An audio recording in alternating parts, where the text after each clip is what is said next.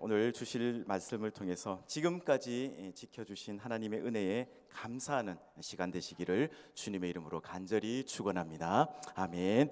오늘 함께 읽으신 말씀을 통해서 감사하는 인생이라는 제목으로 하나님 주실 은혜를 함께 나누도록 하겠습니다. 인도의 이 타고르가 말하기를 이 감사의 분량이 곧 행복의 분량이다라고 이렇게 말을 했습니다. 그리고 빌헤름 헬러가 가장 행복한 사람은 가장 많은 것을 소유한 사람이 아니라 가장 많이 감사하는 사람이다라고 이렇게 말했습니다. 이처럼 행복은 소유에 비례하는 것이 아니라 감사에 비례한다라는 말씀입니다. 탈무드에도 보면 이런 말이 있습니다. 세상에서 제일 지혜로운 사람은 누구인가? 어떤 경우에 처해도 이 배움의 자세를 갖는 사람입니다. 자, 그리고 세상에서 제일 강한 사람은 누구인가? 자신과의 싸움에서 이기는 사람입니다. 그리고 세상에서 제일 행복한 사람은 누구인가? 지금 이 모습 이대로를 감사하면서 사는 사람이다라고 이야기하고 있습니다. 그렇습니다. 우리가 감사한 만큼 우리의 인생이 행복해진다라는 말씀입니다. 이 시간 옆에 계신 분들에게 한번 이렇게 인사를 나누셨으면 좋겠습니다. 감사한 만큼 행복해집니다. 한번 인사 나누시겠습니다. 감사한 만큼 행복해집니다. 아멘. 그렇습니다. 행복은 감사와 비례하는 것입니다. 헬라의 철학자인 아리스토텔레스는 행복은 감사하는 사람의 것이다라고 말했습니다. 감사는 행복의 문을 여는 열쇠이고 또 감사는 행복의 종을 울리게 만든다라는 것입니다. 결국 행복은 감사하는 사람에게로 흘러 들어간다라는 말씀인데요. 물질도 이 감사하는 사람에게도 흘러갑니다. 건강도 명예도 평안도 다 감사하는 사람에게로 흘러간다라는 말씀인 것이죠. 우리 주님께서는 말씀하십니다. 데살로니가전서 5장 18절의 말씀인데요. 너무나 잘 아시는 말씀이죠. 범사에 감사하라. 이것이 그리스도 예수 안에서 너희를 향하신 하나님의 뜻이니라고 말씀하십니다. 여기서 범사라는 것은 모든 상황을 말하는 것이죠. 잘 될 때나 잘 못 될 때나, 그리고 아플 때나 건강할 때나, 성공할 때나 실패할 때에도 다 감사하라고 말씀하십니다.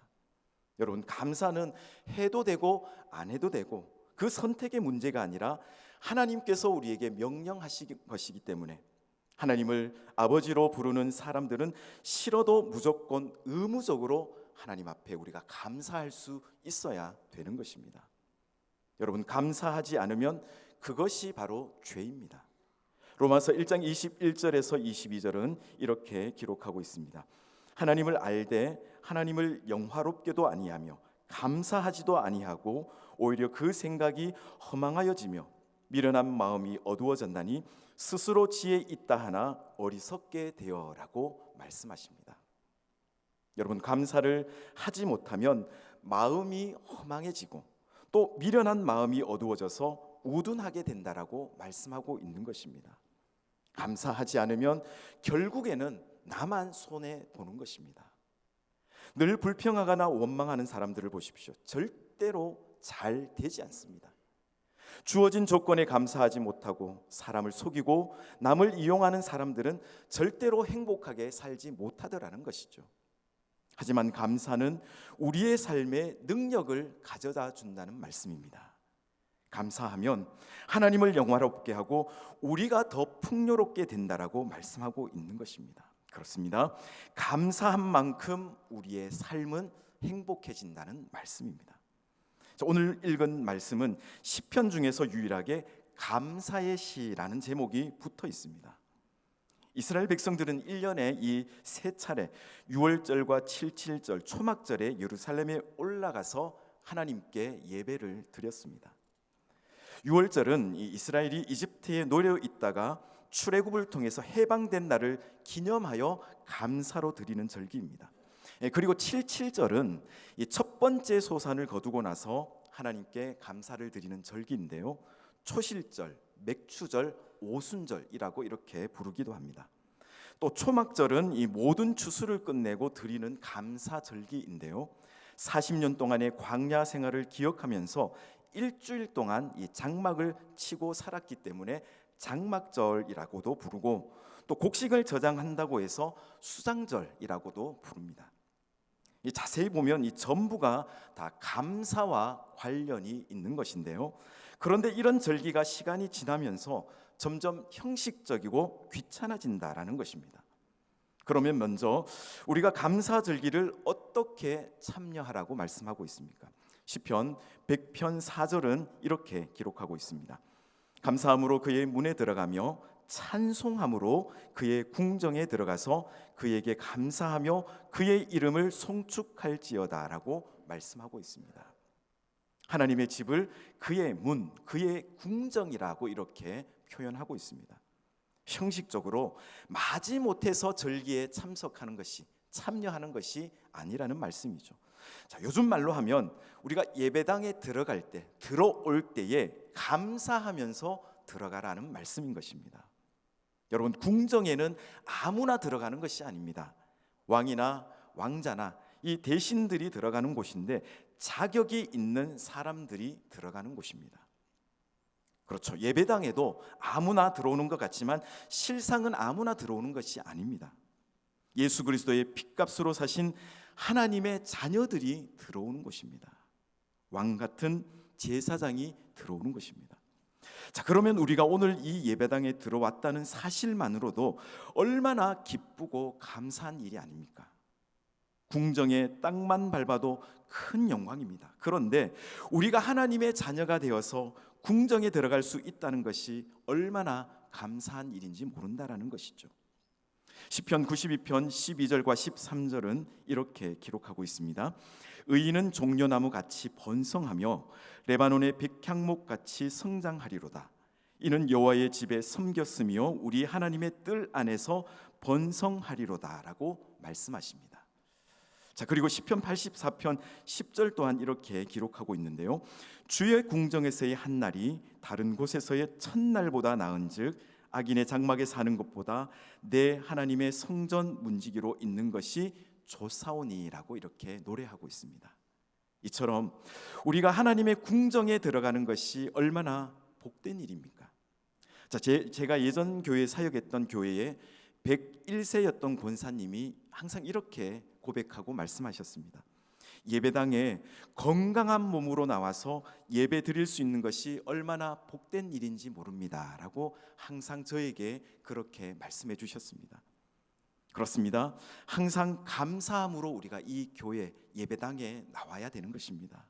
우리 봉독의 모든 장로님, 또 권사님, 집사님, 또 우리 성도님들 또한 모두 오늘 이 백수하셨던 그 권사님의 고백처럼 항상 건강하셔서 예배당에서 예배드리는 이 축복이 항상 신앙의 여정 가운데 임하여지기를 주님의 이름으로 간절히 축원합니다. 아멘. 두 번째로 왜 감사하라고 말씀하고 있습니까? 5절을 보십시오. 5절은 이렇게 세 가지 이유를 말씀하고 있는데요. 5절 말씀입니다.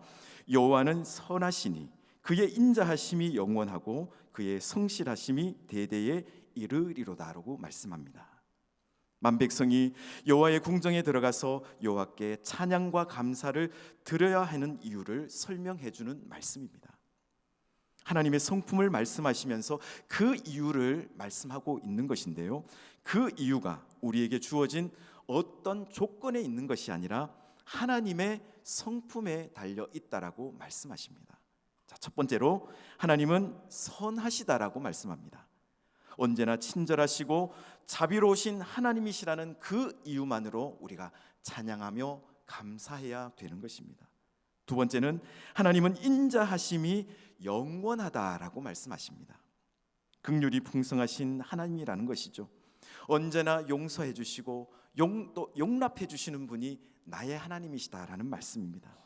노하기를 더디하시고 우리를 불쌍히 여기시는 하나님이시기 때문에 우리는 항상 찬양과 감사해야 된다라는 말씀이십니다. 세 번째로 하나님의 성실하심이 변함없이 대대에 미친다라고 말씀하십니다. 변함이 없으시고 신뢰할 만한 분이라는 말씀이시죠. 그렇습니다. 하나님은 선하시고 인자하심이 영원하시고 성실하심이 대대에 미치는 그런 하나님이십니다. 그러므로 감사의 이유가 우리의 주어진 조건에 있는 것이 아니라 하나님께 있음을 우리가 깨달아야 될 것입니다. 여러분, 우리는 선하지 못합니다. 인자하지도 못합니다. 그리고 성실하지도 못합니다. 그러나 하나님께서 선하셔서 우리의 모든 죄를 용서해 주셨습니다. 하나님께서 공의로 심판하시면 우리는 하나님 앞에 설 사람은 아무도 없을 것입니다. 부하를 전쟁터에서 죽게 한 다윗을 선대해 주신 하나님이십니다. 그리스도인들을 잡아 옥에다 가두고 죽이기 위해서 혈안이 됐던 바울을 용서해 주셨던 인자하신 하나님이십니다. 스승을 배신하고 저주까지 한 베드로를 받아주시고 끝까지 돌보시는 성실하신 하나님이십니다. 사람을 죽이고 도망자가 된 모세를 받아주신 하나님, 자기 목숨을 살리기 위해서 아내를 누이라고 2번이나 속인 아브라함, 장자의 명분을 얻기 위해서 형을 속인 사기꾼 같은 야곱을 인자하심으로 받아주신 하나님이십니다. 우리가 그 하나님께 감사하는 것입니다. 그 하나님 때문에 우리가 늘 감사하며 살아갈 수 있는 것입니다. 사랑하는 성도 여러분, 선하시고 인자가 영원하시고 성실이 대대에 미치는 하나님은 우리와 어떤 관계가 있습니까? 3절 말씀은 이렇게 기록하고 있습니다. 5가지로 말씀하고 있는데요, 3절 말씀은 우리가 함께 한번 읽어보도록 하겠습니다. 3절입니다. 시작. 여호와가 우리 하나님이신 줄 너희는 알지어다. 그는 우리를 지으신 이요 우리는 그의 것이니 그의 백성이요 그의 기르시는 양이로다. 아멘. 첫째는 뭐라고 말씀하시고 있습니까? 우리 하나님이시다 말씀하십니다. 그리고 둘째는 우리의 창조주이십니다. 우리를 지으신 분이라는 것이죠. 세 번째는 우리의 주인 되십니다. 그리고 넷째는 우리의 왕이십니다. 우리는 그분의 백성인 것이죠. 그리고 5번째는 우리의 목자이십니다. 우리는 그분이 기르시는 양입니다. 우리가 아무리 노력해도 하나님의 선하심과 인자하심과 성실함이 없으면 우리는 아무것도 아니라는 것입니다. 하나님의 은혜가 있을 때에 우리가 참된 행복을 누릴 수 있게 되는 것입니다. 이 신라권의 작가인 밀턴은 40세에 한참 일할 나이에 실명을 하게 되었습니다.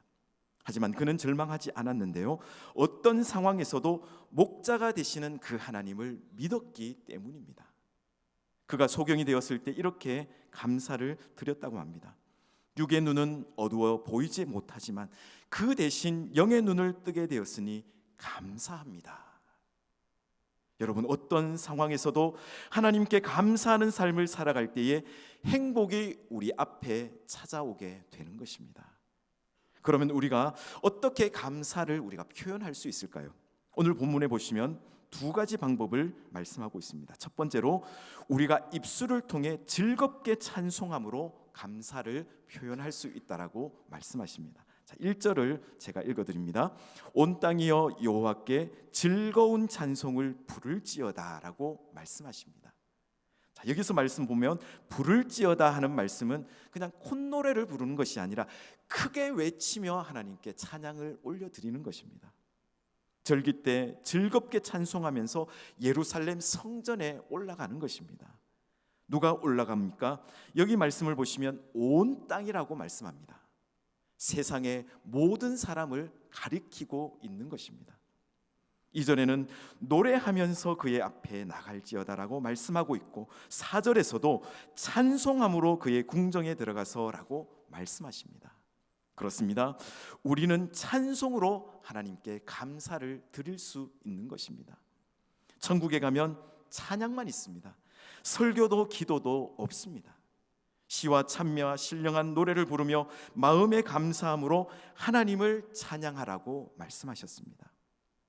바울과 실라는 매를 맞고 옥에 갇혔지만 무엇을 했습니까? 감사로 찬양을 드렸습니다. 그럴 때 어떤 일이 일어났습니까? 사람이 도저히 할 수 없는, 그리고 이해하기 힘든 기적이 일어났습니다. 큰 지진이 나서 옥터가 움직이고, 그리고 옥문이 열리고 죄수들의 쇠고랑이 벗어지는 그 기적이 일어났던 것입니다. 그리고 영적인 기적도 일어났는데요. 감옥을 지키는 간수가 회개하고 그의 권속들이 다 예수님을 믿게 되는 영적인 기적이 일어났습니다. 온 집이 크게 기뻐하였다라고 말씀합니다. 만약 자살했으면 장례식을 치러야 할 그 집이 예수님을 만나서 세례를 받고 구원받는 그러한 가정이 된 것입니다. 역대하 20장에도 보면 이스라엘 백성들이 찬송을 시작했을 때에 이스라엘을 치러왔던 모압과 암몬과 세일 연합군을 하나님께서 전멸하시는 기적이 일어났습니다. 이런 기적들이 지금도 일어나는 줄로 믿습니다.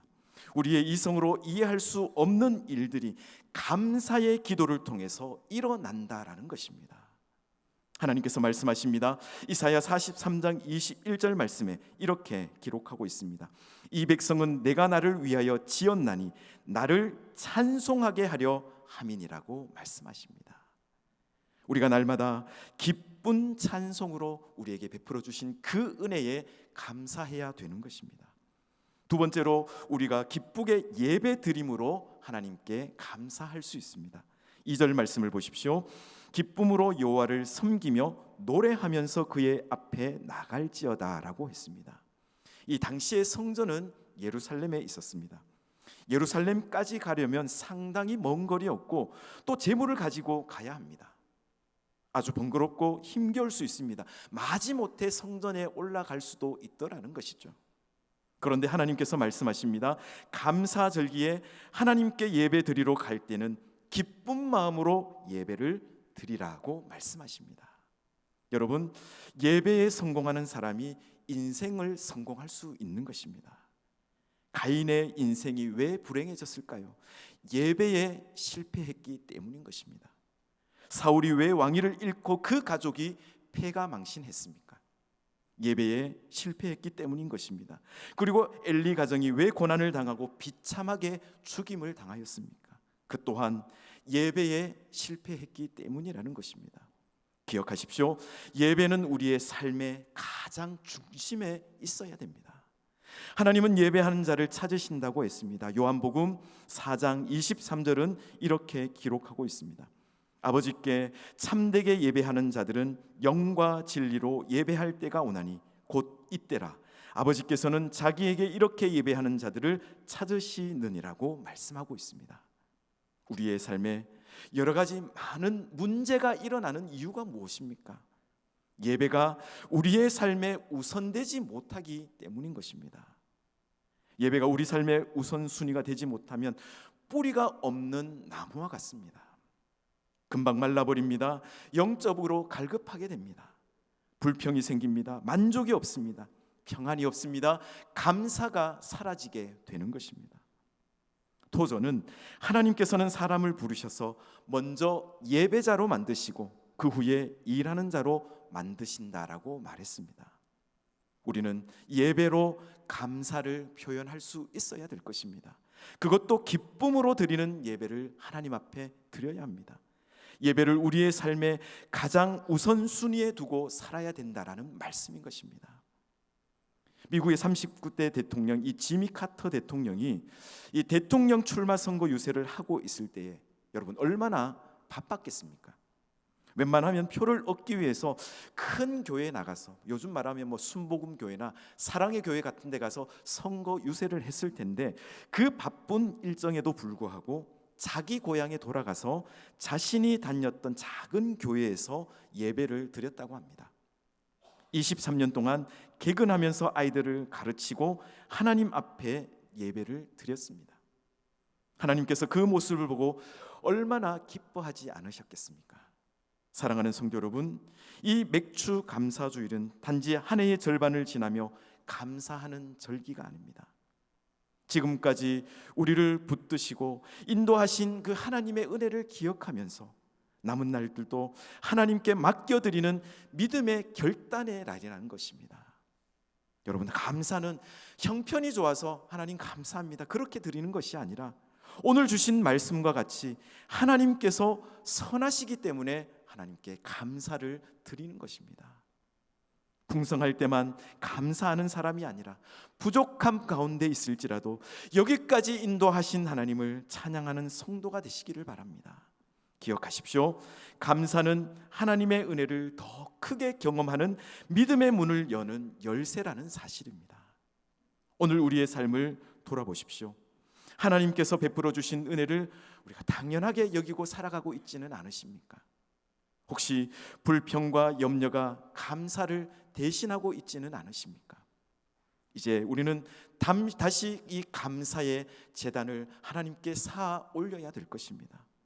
작은 은혜도 크게 여기고 받은 복을 우리의 이웃과 나누고 삶으로 하나님께 영광 돌리는 성도들이 되시기 바랍니다. 이제 남은 6개월의 시간도 하나님께 그 첫 자리를 내어주시기 바랍니다. 우리가 예배를 우선하고 말씀을 가까이 하며 또 기도로 하나님과 동행하시기 바랍니다. 감사하는 가정에는 평안이 임하게 되고 또 감사하는 교회에는 부흥이 있고 감사하는 성도에게는 하나님의 은혜가 더욱 풍성하게 임하게 될 것입니다. 오늘 이 맥주 감사주일을 맞아서 다시 한번 감사의 고백을 올려드리시기 바랍니다. 에베네셀의 하나님, 여기까지 우리를 도와주심 너무나 감사드립니다. 앞으로도 주님만 의지하며 감사함으로 살아가겠습니다. 이것이 오늘 우리의 고백이 되어야 될 것입니다. 이 고백이 우리의 삶이 되고 또 남은 한 해 동안 날마다 감사가 넘쳐서 하나님께 영광 돌려드리는 우리 모든 봉독의 성도님들이 다 되시기를 주님의 이름으로 간절히 축원합니다. 아멘. 기도하시겠습니다.